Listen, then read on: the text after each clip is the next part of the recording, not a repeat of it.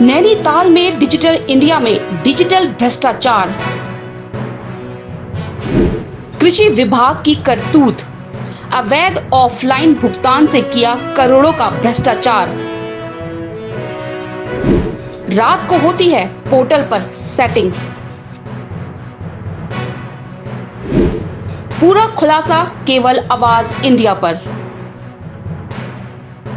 यूं तो मोदी सरकार भ्रष्टाचार मुक्त भारत की बात करती है,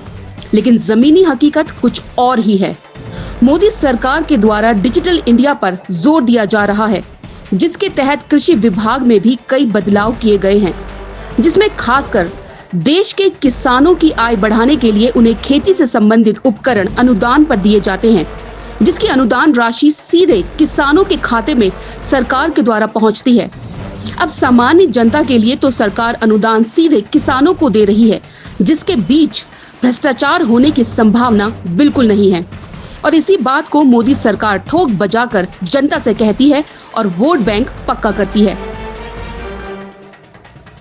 उत्तराखंड में भी इस वक्त बीजेपी की सरकार है और युवा मुख्यमंत्री के रूप में पुष्कर सिंह धामी कमान संभाल रहे हैं, लेकिन उत्तराखंड का कृषि विभाग भ्रष्टाचार के आरोपों से घिरता हुआ नजर आ रहा है।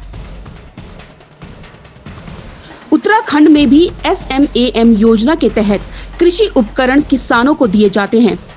पर्वतीय क्षेत्रों में अधिकतम 80% का अनुदान दिया जाता है, जिसमें 50% केंद्र सरकार और 30% राज्य सरकार सीधे किसानों के खाते में अनुदानित राशि देती है। सामान्य तौर पर SMAM योजना में केंद्र के द्वारा agrimachinery.nic.in पोर्टल पर किसान यंत्रों के लिए ऑनलाइन आवेदन करता है। आवेदन करने की तिथि और समय समाचार पत्रों के माध्यम से पहले ही किसानों को दे दी जाती है, ताकि किसान ऑनलाइन पोर्टल पर यंत्रों के लिए आवेदन कर सके। आवाज इंडिया को किसानों से मिली जानकारी के अनुसार उत्तराखंड में अधिकतर जिलों में कृषि विभाग के अधिकारियों के सगे संबंधी ही डीलरों के रूप में स्थापित है और उनको संबंधित अधिकारियों द्वारा लाभ पहुंचाया जाता है और अन्य डीलरों से मोटी कमीशनबाजी की जाती है। जानकारी के अनुसार यंत्रों के लक्ष्यों को अपलोड करने की तिथि और समय विज्ञप्ति देकर समाचार पत्रों के माध्यम से किसानों को सूचना दी जाती है, ताकि किसान यंत्रों के लिए आवेदन कर सके। लेकिन जब किसान ऑनलाइन आवेदन करता है तो उस वक्त लक्ष्य तो पोर्टल पर दिखाई पड़ते हैं, लेकिन उन पर आवेदन नहीं हो पाता और कुछ दिनों के बाद पोर्टल देखते हैं तो टारगेट पूरे हो चुके होते हैं और अधिकतर जिलों में कृषि विभाग के भ्रष्ट अधिकारियों द्वारा अपने चाहने वाले चुनिंदा डीलर को लाभ पहुंचाने और कमीशनबाजी करने के लिए सेटिंग से रात के वक्त पोर्टल खोलकर यंत्रों के टारगेट पर तिथि और समय सेट किया जाता है, ताकि चुनिंदा डीलर के अलावा अन्य कोई आवेदन ही न कर पाए, जिससे भ्रष्टाचार करने में आसानी हो। साथ ही ये भी जानकारी प्राप्त हुई है कि कृषि विभाग की गाइडलाइन के अनुसार बगैर ऑनलाइन प्रक्रिया के चुनिंदा डीलरों को अवैध रूप से करोड़ों के भुगतान भी किए गए हैं। इन आरोपों की सच्चाई जानने के लिए उत्तराखंड के कई जिलों में कृषि विभाग में RTI लगाई गई, जिसके बाद कृषि विभाग पर लगाए गए आरोपों की पुष्टि होती चली जा रही है।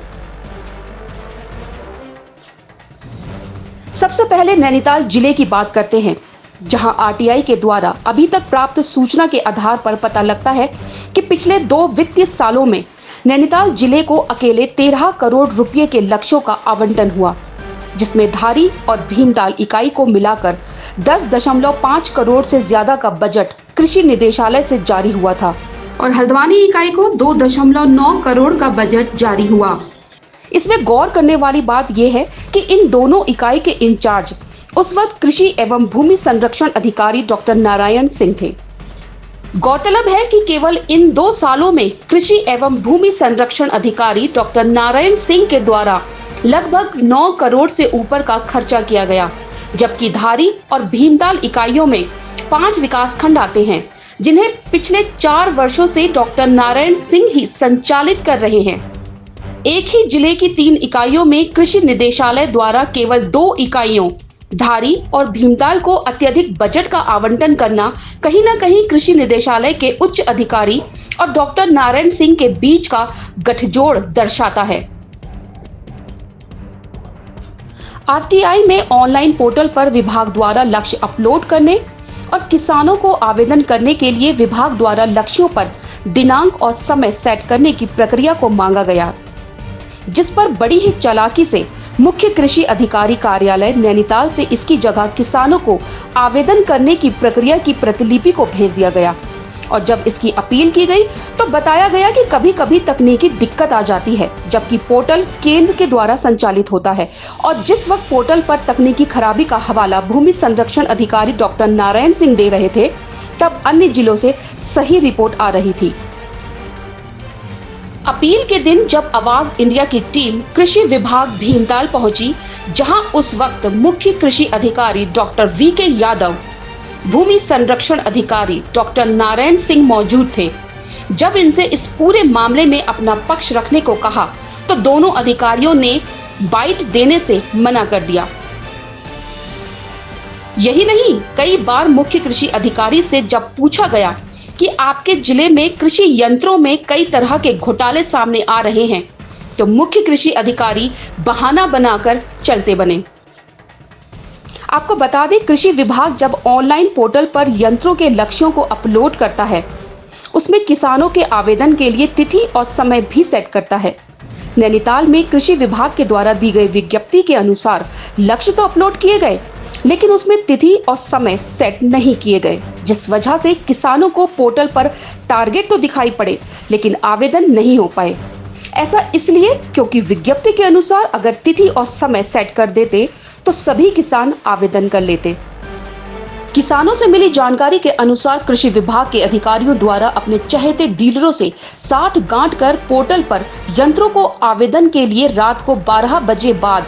डीलर से सेटिंग कर तिथि और समय सेट किए गए, ताकि उसी वक्त चहेते डीलर के द्वारा चुने हुए किसान आवेदन कर सके और टारगेट केवल चुनिंदा डीलर के किसानों को ही मिल सके। यहाँ पर गौर करने वाली बात यह है कि अधिकतर डीलर इस सेटिंग गेटिंग के खेल में किसानों की फाइल खुद ही तैयार करते हैं, जहाँ किसानों के फोन नंबर की जगह डीलर का ही नंबर होता है, जो कि गलत है। इसी तरह से अन्य बिंदु में मांगी गई सूचना में कृषि निदेशालय उत्तराखंड के द्वारा जारी गाइडलाइन के अनुसार योजना में जारी बजट आवंटन में स्पष्ट लिखा हुआ है कि किसी भी तरह से ऑफलाइन प्रक्रिया का कोई प्रावधान नहीं है।